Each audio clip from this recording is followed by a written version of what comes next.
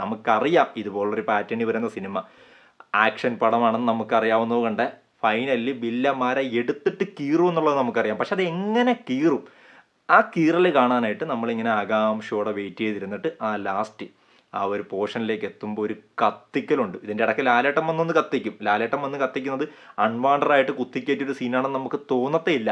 ആ രീതിക്കാണ് ലാലേട്ടനെ പ്ലേസ് ചെയ്തേക്കുന്നത്. കുറച്ച് കോമഡിയൊക്കെ മിക്സ് ചെയ്തൊരു ഫൈറ്റ്. അത് വളരെ ഡീസൻ്റായിട്ട് പുള്ളി ചെയ്തിട്ട് പോകും. പുള്ളിക്ക് കേക്ക് പരിപാടിയാണ്, ചെയ്തിട്ട് പോകും പുള്ളി.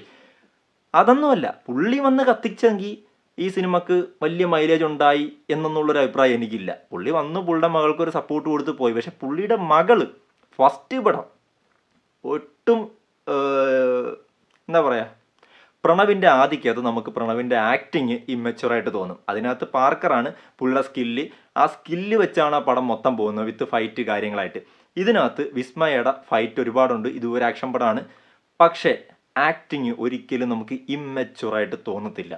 ആ രീതിയിൽ ആ ക്യാരക്ടർ മൊത്തത്തിൽ പിടിച്ച് ഫസ്റ്റ് പടമെന്ന് തോന്നിക്കാത്ത രീതിയിൽ തന്നെ വിസ്മയ മോഹൻലാൽ ചെയ്തിട്ടുണ്ട്. ഇതിനകത്ത് ലാലേട്ടൻ പറയുന്നുണ്ട് മേക്ക് യുവർ ഫാദർ പ്രൗഡ് എന്ന് പറഞ്ഞിട്ട് പോകുന്നുണ്ട്. അത് തീർത്തും അനർത്ഥമാക്കിയിരിക്കുകയാണ് വിസ്മയ മോഹൻലാൽ.